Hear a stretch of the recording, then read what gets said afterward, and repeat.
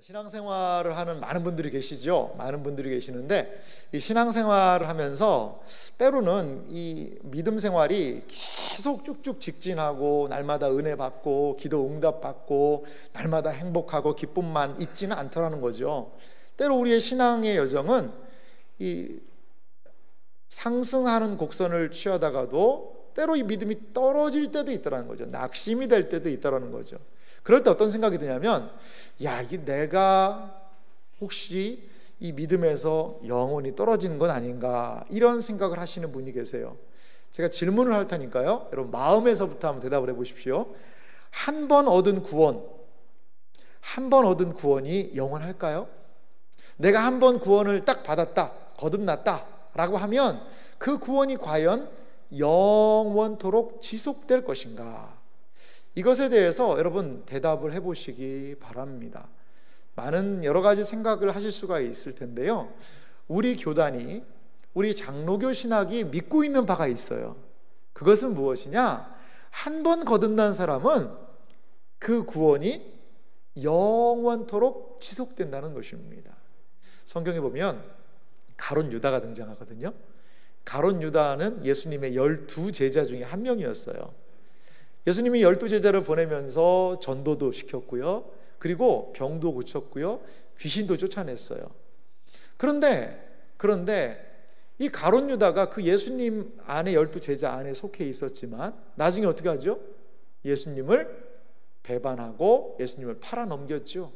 그리고 자살해서 죽습니다. 가룟 유다는 과연 천국에 갔을까? 여러 가지 이야기하는 사람이 있지만 예수님은 이런 얘기를 하셨어요. 그는 차라리 나지 않았으면 더 좋았겠다, 이런 이야기를 하셨어요. 가룟 유다는 거듭난 사람은 아니었습니다. 그런데 보니까 예수님의 제자들하고 모양은 똑같이 행동했어요. 가룟 유다가 예수님을 배반하고 그렇게 죽었다는 것은 그가 그런 예수님의 제자들과 함께 무리에 속해 있기는 했지만 거듭나지 않은 사람이라는 것을 보여주는 것 같아요. 똑같이 예수님 부인한 사람이 있어요. 누구죠? 베드로죠. 베드로도 죽었나요? 아니요, 그렇지 않아요. 베드로는 한때 예수님을 부인했어요. 그리고 저주까지 했습니다. 그런데 돌이켜서 다시 믿음으로 돌아왔다는 것이지요. 이 부분이 교회사에서 이 배교의 문제가 상당히 좀 큰 주제로 자리 잡고 있는 것이 사실입니다. 우리는 믿습니다. 거듭난 사람, 한 번 구원의 은혜가 임한 사람의 그 구원은 끝까지 간다. 주님께서 끝까지 우리의 구원을 이끄시고 인도하신다. 그것을 우리는 믿는 사람입니다. 여러분, 이 말을 뭐라고 하면 견인이라고 이야기를 합니다. 그러면 우리가 견인이란 무엇인가에 대해서 좀 함께 살펴보기 원합니다. 이 견인교리라는 것을 이야기하면 많은 성도님들이 좀 오해를 하고 계시는 분이 계세요. 그래서 견인교리에 대한 오해가 있는데요, 제가 한자를 준비해 봤습니다. 견인이 아니라 견인이다, 이렇게 한자를 좀 준비를 해봤습니다. 이게 무슨 한자냐? 견인 똑같은 말이죠. 우리 견인하면 어떤 생각이 나죠? 견인차, 레카차라고 그러죠. 레카가 생각이 나요. 그러니까 하나님께서 그냥 우리를 코를 딱 껴가지고 쭉 끌고 가신다, 그게 견인 아닌가라고 생각을 하는데 한자의 의미를 보면 조금은 다릅니다. 우리가 생각하는 그 견인차의 견인은 첫 번째 견인이에요. 끌어서 당긴다, 토우라는 영어 단어도 있던데요, 그러니까 이게 이끌 견자를 썼어요. 한자에 이끌 견에 끌 인자를 써서 앞에서 쭉 끌고 가는 것이 견인이라는 단어가 있습니다. 그런데 또 똑같은 견인이라고 발음하는 그러한 단어 중에 무슨 견인이냐면 굳을견자를 써요. 굳을견, 또 참을인.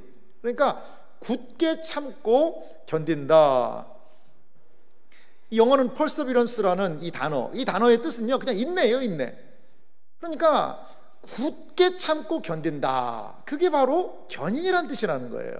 성경에서 이야기하고 오늘 우리가 살펴보고자 하는 이 견인이라는 것은요, 굳게 참고 견디는 견인에 대해서 살펴보기 원합니다.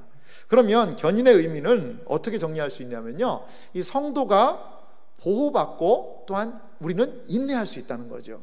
이 견인 안에는 하나님의 무엇이요? 보호가 있어요. 그리고 인내가 있습니다. 견인은 이런 뜻이 있습니다. 견인이란 두 가지 의미가 있는데요.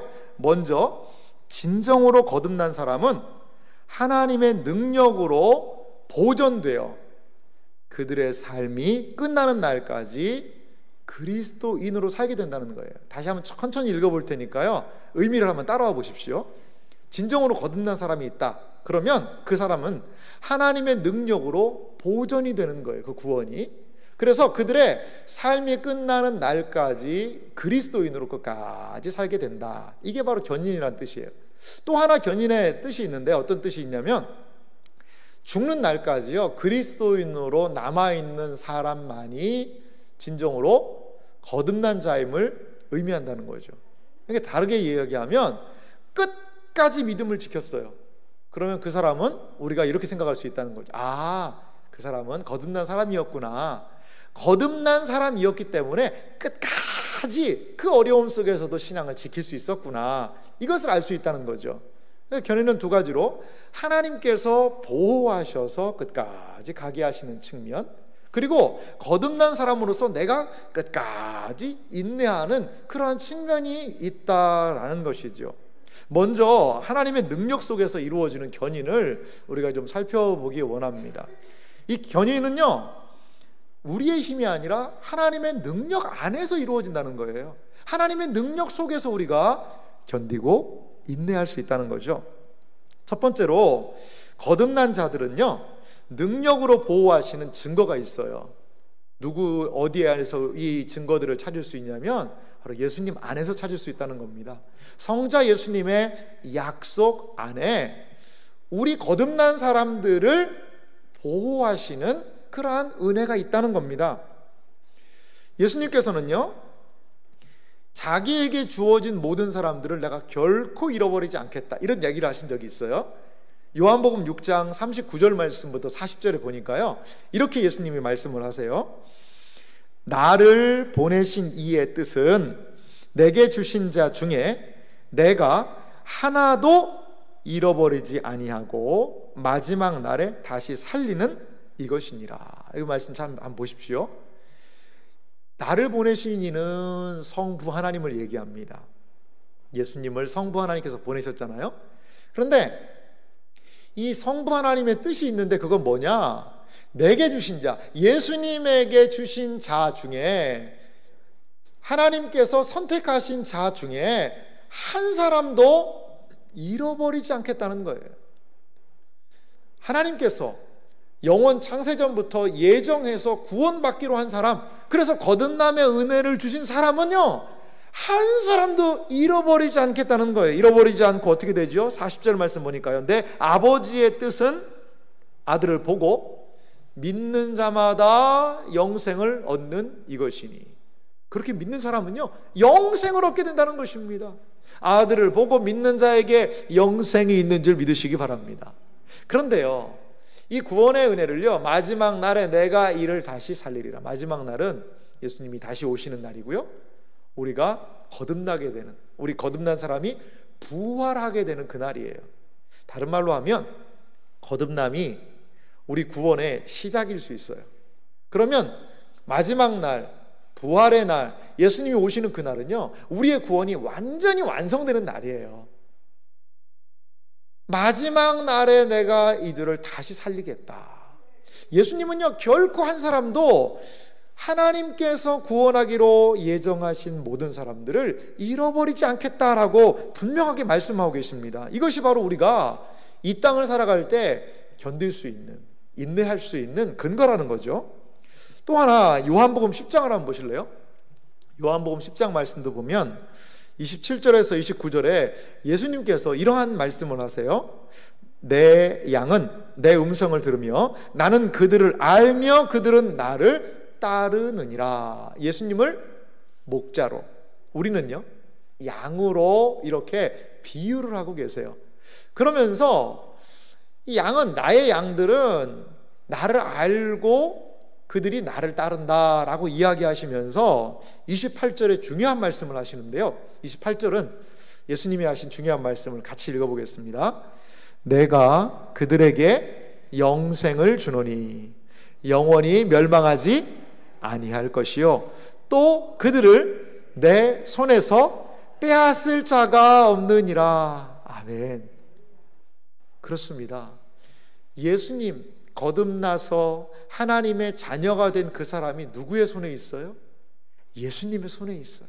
예수님의 양은 예수님의 손 안에 있다는 것이죠. 예수님의 보호 안에 있다는 것이죠. 예수님의 보호 아래, 예수님의 손 아래 있는 예수님의 양은, 예수님을 따르는 사람은 어떻게 해요? 예수님의 손에서 아무도 빼앗을 수가 없다는 것입니다. 우리의 구원 아무도 빼앗을 수 없다는 것을 믿으시기 바랍니다. 아무리 시련이 오고요, 환난이 오고요, 위협이 오고요, 핍박이 오고요, 많은 어려움이 온다 하더라도 우리의 이 구원을 빼앗아갈 자가 없다는 거죠. 그러면서 29절은 또 이렇게 이어서 말씀하세요. 그들을 주신 내 아버지는 만물보다 크심에 아무도 아버지의 손에서 빼앗을 수 없느니라. 할렐루야. 예수님의 손 안에서도 빼앗을 수 없고, 또 누구까지 말씀하고 계세요? 아버지 하나님의 손 안에 우리의 구원이 있고, 아버지 하나님의 손 안에 있는 이 구원을 누구도 빼앗을 수 없다는 거죠. 왜 그렇습니까? 하늘 아버지는 만물보다 크시기 때문이라는 것입니다. 세상의 어떠한 것보다도 크신 그 하나님의 손 안에, 보호 안에, 인도 안에 우리의 구원이 달려 있다라는 것을 믿으시기 바랍니다. 그런데요, 어떤 분들은 또 이런 생각을 하세요. 아니, 내 구원을 다른 사람들이 우리의 원수 마귀들이 다 빼앗을 수 없다는 걸 압니다. 아는데 내가 자신이 없는데 어떡합니까? 아니, 내가 내 구원을 포기하면 아무리 손 안에 예수님 손 안에 있어도 거기서 수르르 빠져나가는 거 아닐까요? 이렇게 생각하시는 분들도 있습니다. 하지만요, 주님께서 하신 말씀에 있는 한 단어를 주목해 보시기 바라요. 29절 말씀 다시 한번 보실까요? 29절 말씀을 보면요, 거기에 그들을 주신 내 아버지는 만물보다 크심에 아무도 아버지의 손에서 빼앗을 수 없느니라. 아무도라고 그랬어요. 이 아무도에는요, 나도 포함되는 거예요.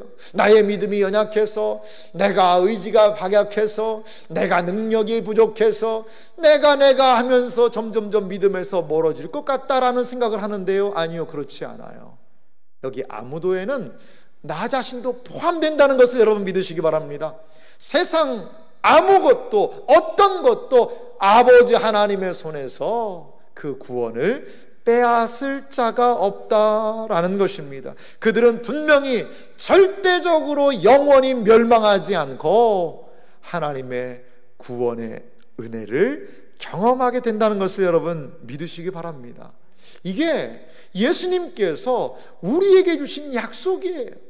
한번 구원한 그 신자, 거듭난 사람은 결단코 영원히 하나님의 구원에서 떨어지지 않는다는 것을 여러분 마음에서부터 믿으시기 바랍니다.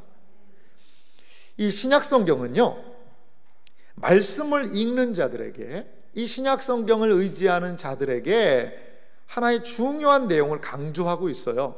하워드 마샬이라는 신약을 가르치는 참 좋은 선생님이 계세요. 이분이 이제 돌아가셨는데, 이 하워드 마샬이라는 이분이 2015년도에 돌아가셨거든요. 신약 성경에 대한 여러 가지 좋은 글들을 많이 남기신 그러한 분이십니다. 그런데요, 이분이 신약 성경을 오랫도록 연구를 했거든요. 근데 이 신약 성경의 강조점이 뭔가를 이렇게 정리를 하고 있습니다. 제가 읽어드릴 테니까 신약이 과연 무엇을 이야기하고 있는지 이 하워드 마샬의 이야기를 들어보시기 바랍니다. 신약 성경의 주된 강조점은 최종적 구원에 대한 신뢰와 확신에 있다. 신약이 뭘 강조한다는 거예요? 신약 성경이 최종적인 구원에 대한 신뢰, 믿으라는 거죠. 이 확신이 그 신약 성경 안에 있다는 거죠. 신뢰가 더 깊어질 때마다 그리스도인들은 어떤 것도 자신을 하나님의 사랑에서 분리시킬 수 없다는 사실을 믿음으로 선포할 수 있다.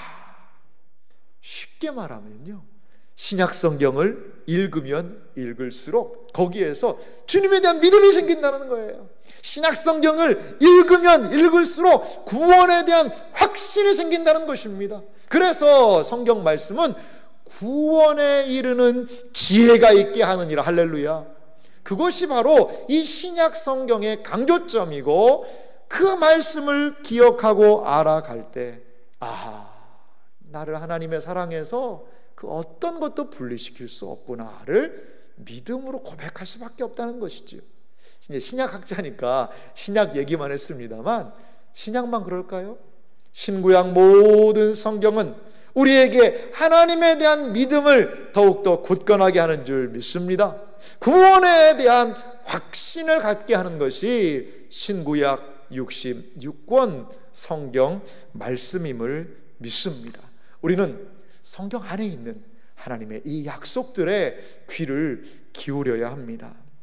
두 번째로요, 거듭난 자들을 능력으로 보호하시는 증거가 있습니다. 그것은 무엇이냐? 성령 하나님의 인치심이라는 겁니다. 거듭난 자들, 중생한 자들에게 하나님께서 늘 보호하시는 확실한 증거가 있는데, 그것은 인치심이라는 거예요. 인이라는 것이 무엇이죠? 도장입니다. 도장을 찍는다는 거예요.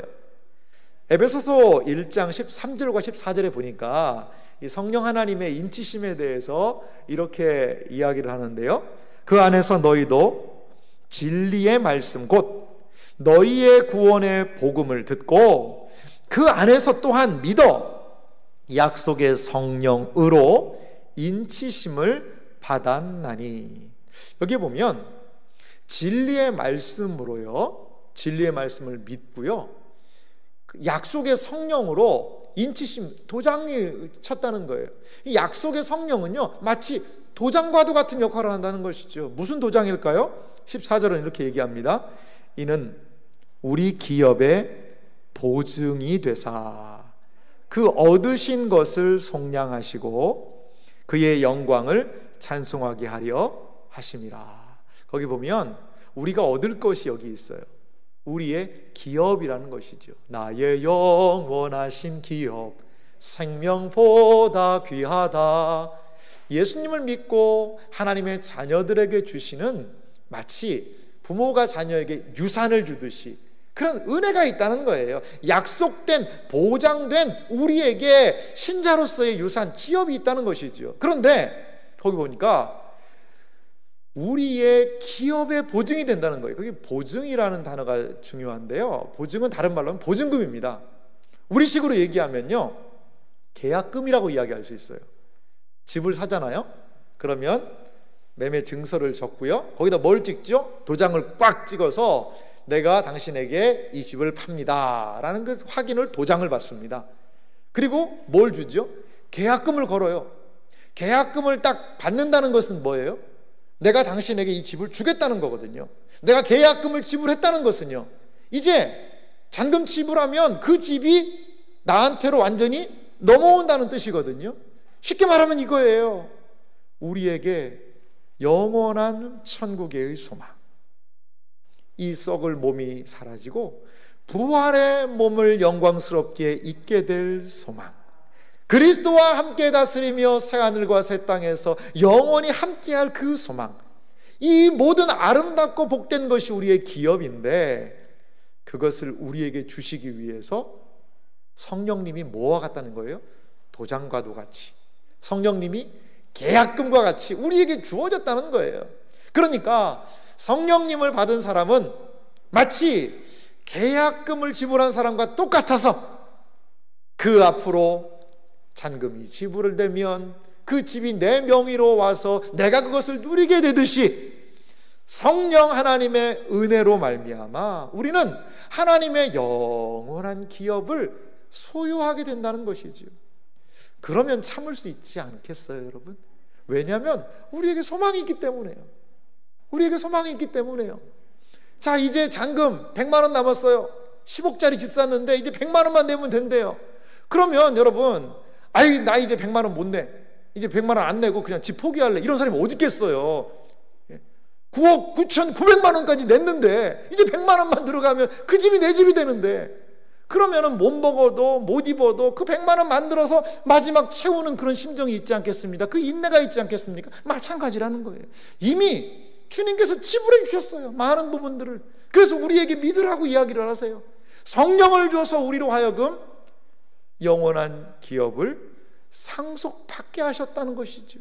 도장을 찍어주시고 보증금을 우리에게 허락해 주셔서 우리로 하여금 영원한 기업을 소유하게 하셨다는 것을 여러분 믿으시기 바랍니다. 영원한 약속이 우리를 하여금 인내하게 합니다. 우리에게 계신, 우리와 내주하시는 성령 하나님이 우리로 하여금 끝까지 참을 수 있는 근거들을 제공하신다는 것입니다. 이렇게 하나님은요, 신자의 구원을 위해 성자 예수님을 통하여 성령 하나님과 함께 하심으로 신실하게 우리가 인내하고 끝까지 구원을 붙잡을 수 있도록 일하고 계십니다. 베드로 사도는요, 우리의 구원을 이끄시는 하나님의 놀라운 은혜를요 이렇게 고백을 합니다. 베드로전서 1장 5절 말씀을 제가 읽겠습니다.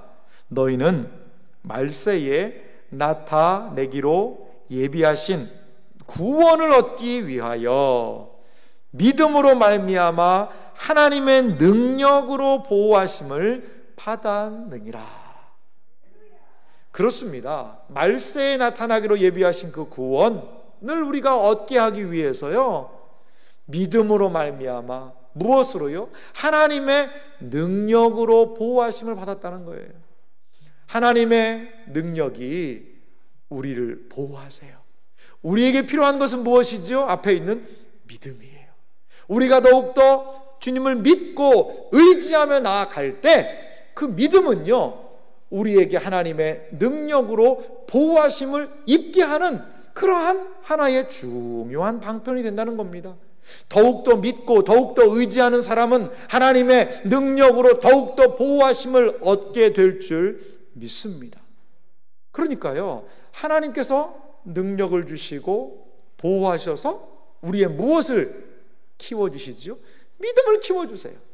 그리고 또한 우리로 하여금 하나님을 더욱더 신뢰하며 나아갈 수 있도록 하신다는 것을 우리가 기억할 필요가 있습니다.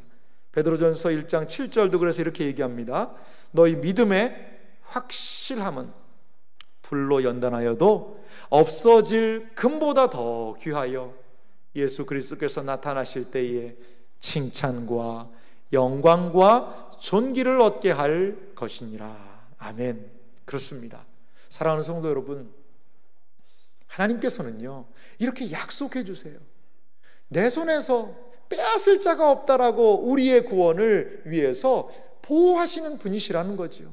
그리고 성령님을 보내주셔서 우리에게 확실하게 우리에게 임한 그 구원이 끝까지 간다는 것을, 완성으로 간다는 것을 믿게 하시는 분이시라는 것을 여러분 기억하시기 바랍니다. 그렇기 때문에 신자는 하나님을 생각하면서 견디고 인내할 수 있다는 것이지요. 또한 우리가 살펴볼 것이 있는데요, 신자의 믿음 안에서 이루어지는 견인입니다. 하나님께서 우리에게 하시는 이러한 약속들, 성령의 인치심을 통하여 우리는 끝까지 견딜 수 있지요. 또 하나, 우리에게 하나님께서 믿음을 주시는데요, 믿음 안에서 우리에게 또 하나님이 요구하시는 것들이 있어요. 한 3가지 정도로 오늘 본문을 통하여 살펴보기 원하는데요, 첫 번째는요, 신자 안에서 일어나는 견인이 있는데 그것은 하나님의 뜻을 알아야 한다는 겁니다. 하나님의 뜻을 아는 것이 중요해요. 오늘 1장 9절 말씀 보니까요, 이로써 우리도 듣던 날부터 너희를 위하여 기도하기를 그치지 아니하고 구하노니. 바울 사도가요 골로새 성도들 생각할 때 기도하면서 구하는 게 있었어요. 그것은 무엇입니까? 너희로 하여금 모든 신령한 지혜와 총명에 하나님의 뜻을 아는 것으로 채우게 하시고. 우리가 무엇을 해야 된다는 거죠? 하나님을 아는 것, 하나님의 뜻을 아는 것으로 우리 가운데 채우는데, 이게 보통 채우는 게 아니라 충만하게 넘치도록 채워야 된다는 거죠. 근데 그 한 단어가 중요해요. 신령한이라는 단어예요. 이 신령한 지혜와 총명이라는 것은 무슨 의미가 있냐면, 신령한이라는 것은 성령님의 하나님의 영으로 충만한 이런 의미가 있고요, 하나님의 영 성령의 지배를 받은 지혜와 총명함이라는 거죠. 하나님의 말씀을 따라가게 되면은요, 하나님의 말씀을 통하여 이해와 확신을 하게 되고요, 이해된 말씀의 기초에서 살게 되면 우리가 이 땅을 살 때 지혜와 총명함을 얻게 되는 거예요. 통찰력을 얻게 된다는 것입니다. 하나님의 말씀을 잘 주의 깊게 묵상하고 살필 때 분명하게 신자에게 주시는 하나님의 지혜가 있다는 것을 여러분 믿으시기 바랍니다.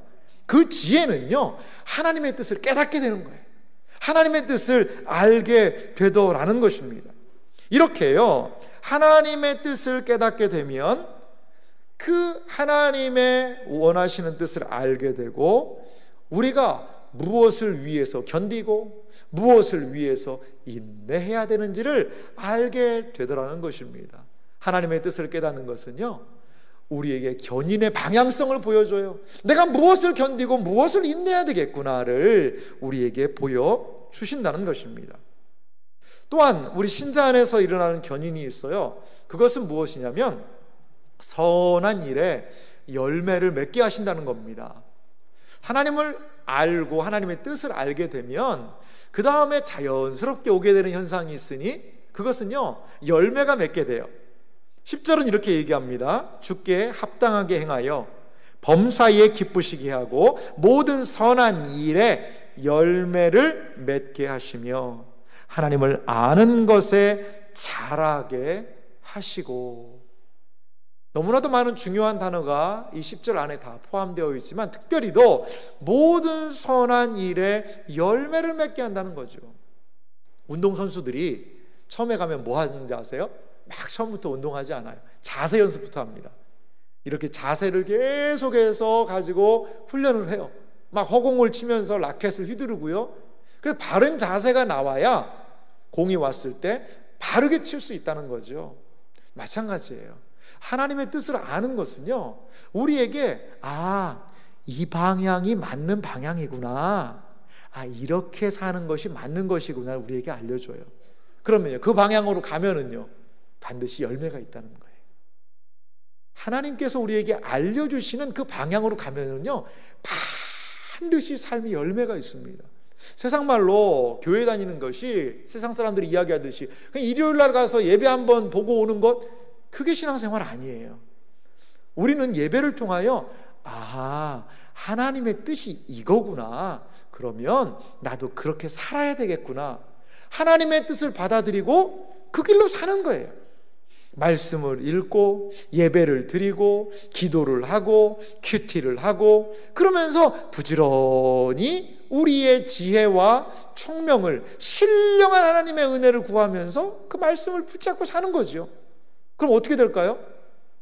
열매가 맺힙니다. 그럼 열매가 맺히는 거예요.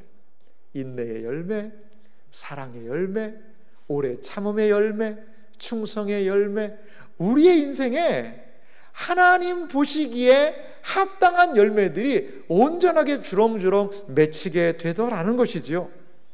예수님께서는요, 열매로 그 나무를 안다라고 이야기하셨어요. 마태복음 7장에 보니까요 17절에 이렇게 말씀합니다. 이와 같이 좋은 나무마다 아름다운 열매를 맺고 못된 나무가 나쁜 열매를 맺나니. 좋은 나무가 어떤 나무일까요? 이 거듭난 신자들, 하나님의 자녀와 백성들을 이야기하지 않겠습니까? 하나님의 자녀요 거듭난 그리스도인들은 열매를 맺을 수도 있고 못 맺을 수도 있고가 아니라 저분이 거듭난 분이구나를 무엇으로 확인할 수 있다는 거예요? 예수님의 말씀에 의하면 열매로 확인할 수 있다는 거예요. 또 신앙생활 오래 하신 분은 이런 의문이 들 거예요. 아니 목사님, 행위로 구원받는 게 아니잖아요. 믿음으로 구원받잖아요. 맞아요. 믿음으로 구원받는 거예요. 근데 여기에서 좋은 열매를 맺어서 구원받는다는 이야기가 아니잖아요. 거듭난 사람은, 이미 거듭난 사람은, 믿음으로 거듭난 사람은 이 땅에서 하나님의 뜻대로 살아가면서 그의 일생에 인내의 열매, 사랑의 열매, 충성의 열매, 아름다운 열매들이 맺히게 되더라는 것이지요. 그것 때문에 더 어떻게 할 수 있는 거예요? 참을 수가 있는 거예요. 성령께서 우리 안에 계시고 우리가 거듭났기 때문에 이제 우리는 그 세상과 다른 열매, 다 슬퍼하고 다 울고 다 낙심하고 절망할 때에도 믿음의 눈으로 주님 바라보면서 인내하고 소망을 가질 수 있는 열매가 거듭난 우리들에게 맺히게 되더라는 것이죠. 그래서 마태복음 7장 20절에 예수님은 이렇게 말씀하세요. 이러므로 그들의 열매로 그들을 알리라. 열매로 그들을 안다는 거예요. 우리에게는 어떠한 열매가 맺혀야 할까요? 우리는 열매 맺기를 더욱더 열심히 하는 그러한 인생들이 되시기를 바랍니다. 열매는 하나님의 선한 일을 따라 나아갈 때에 우리의 생애와 삶 가운데에 맺히게 될 줄 믿습니다. 마지막으로 신자 안에서 일어나고 있는 우리가 또한 믿음으로 감당해야 되는 견인의 모습이 있어요. 그것은 기쁨 가운데 참고 견디고 참아내는 것입니다. 우리 11절 말씀은요, 한 목소리로 같이 우리가 반드시 기억하며 할 일들이기 때문에 같이 읽어보도록 합니다. 같이 읽겠습니다. 그의 영광의 힘을 따라 모든 능력으로 능하게 하시며 기쁨으로 모든 견딤과 오래 참음에 이르게 하시고. 아멘. 여기에 보면요, 영광의 힘을 따라 모든 능력으로 능하게 하신다는 거예요. 신앙생활 할 때 하나님이 분명히 이런 힘을 주신다는 것입니다. 그래서 어떻게 되죠? 기쁨으로요, 모든 견딤, 오래 참음에 이르게 하신다는 거죠. 여기에 이 견딤이란 단어가 상당히 좀 중요한 단어입니다. 이 견딤이란 단어를 보면 원어에 이런 뜻이 있어요. 아래에 머물러 있다라는 그런 의미가 있어요. 이 견딤이란 단어가 이제 휘포가 아래 그런 뜻이거든요. 모네는 머무르다라는 그런 뜻이 있습니다. 그러니까요, 이 견딤이라는 거 꼭 이거예요. 이런 모습이에요. 이 아래에 딱 머물러 있는 거죠. 이게 견딤의 뜻입니다. 그래서요, 환경적으로 어려움이 있지만 굴하지 않고 적극적으로 그 안에서요 참아내는 거예요. 견디는 거예요. 휘포모네, 그 아래에서 딱 견디는 거예요. 여러분, 견뎠다라는 것은 어떻게 표현할 수 있을까요? 이렇게 하면 견뎠다라고 얘기할 수 있을까요? 그 아래에서 피하면요, 이거 견딘 거 아니에요. 이거 못 견딘 거예요. 견딘 건 얻은 거죠. 위에 있는 것이 치워지면 견뎠구나, 이게 바로 견뎠다는 거예요. 하나님께서는요, 우리에게 무슨 힘을 주시냐? 견딜 힘을, 이 힘을 주신다는 거예요. 오래 참음도 마찬가지입니다. 오래 참음이라는 이 원어의 의미를 보니까 어떤 의미가 있냐면, 대인관계에서 오는 어려움을 복수하지 않고 참는 모습을 얘기한다고 그래요. 오래 참는 건 그냥 무조건 뭐든지 다 참는 게 아니라 대인관계, 여러분, 인간관계 안에서 얼마나 많은 어려움들이 있어요. 그럼 뭐 하고 싶어요? 그냥 갚아주고 싶죠. 복수하고 싶죠. 그런데 원수 갚는 것은 하나님께 있습니다 라고 이야기하면서 끝까지 뭐 하는 거죠? 참는 거예요. 그것을 하나님께서 우리에게 허락하신다는 것이죠. 여러분, 어떻게 우리가 견디고요, 어떻게 오래 참을 수 있을까요? 그거의 근원을 오늘 성경 말씀이 우리에게 이야기하고 있습니다. 다시 한번 11절 말씀 한번 보실래요? 11절 말씀을 좀 보면은요, 모든 능력으로 능하게 하시며 그의 영광의 힘을 따라 모든 능력으로 능하게 하시며. 우리가 견디고 우리가 오래 참을 수 있는 근거는 하나님의 능력 안에 있다는 것을 믿으시기 바랍니다. 내가 원래 나는 잘 참아, 내가 원래 참는 데는 일가견이 있어, 그것이 아니고요, 하나님께서 능력을 주시는 것이지요. 하나님의 힘은요, 어디에서 발현되느냐? 하나님은 어떻게 자신의 존재를 드러내느냐? 힘으로 자신을 드러내세요. 하나님 형체가 없으신 분이에요. 형체가 없으신 하나님이신데 그 하나님께서 나타나실 때는요, 이런 능력이 발휘되었다는 겁니다. 구약성경에 보면요, 이 애굽을요, 이집트를 심판하세요. 하나님의 나타나심이 능력으로 나타나서 10가지 재앙으로 심판을 하시지요. 또 어떻게 하시죠? 홍해 바다를 가르시잖아요. 하나님의 능력이 거기 나타난 거예요. 하나님이 함께 하시는 겁니다. 그런데 이 하나님께서는 동일하게 신약을 살아가는 우리들에게도 무엇을요? 힘을 주신다는 거예요. 견딜 수 있는 힘, 인내할 수 있는 힘을 우리의 영혼에 부어주신다는 것을 여러분 믿으시기 바랍니다. 하나님의 능력이 나타나면 뭔가 막 엄청난 일들을 해낼 수 있다가 아니라 우리로 하여금 견디게 하시고 우리로 하여금 오래 참게 하신다라는 것입니다. 그래서 신자들을 강하게 하여 주시는 것이죠. 인내할 수 있도록, 끝까지 견딜 수 있도록 신자들을 강하게 하신다는 거예요. 히브리서 11장 34절에 그래서 믿음장을 이야기하면서 이렇게 얘기하십니다. 불의 세력을 멸하기도 하며 칼을 피하기도 하며 연약한 가운데서 강하게 되기도 하며 전쟁에 용감하게 되기도 되어 이방 사람들의 진을 물리치기도 하며. 여기 어떤 말씀이 있습니까? 참 이 말씀이 저는 마음에 많이 와닿아요. 연약한 가운데서 강하게 되기도 하며 연약한 심령들을 강하게 하시는 하나님을 의지하시기 바랍니다.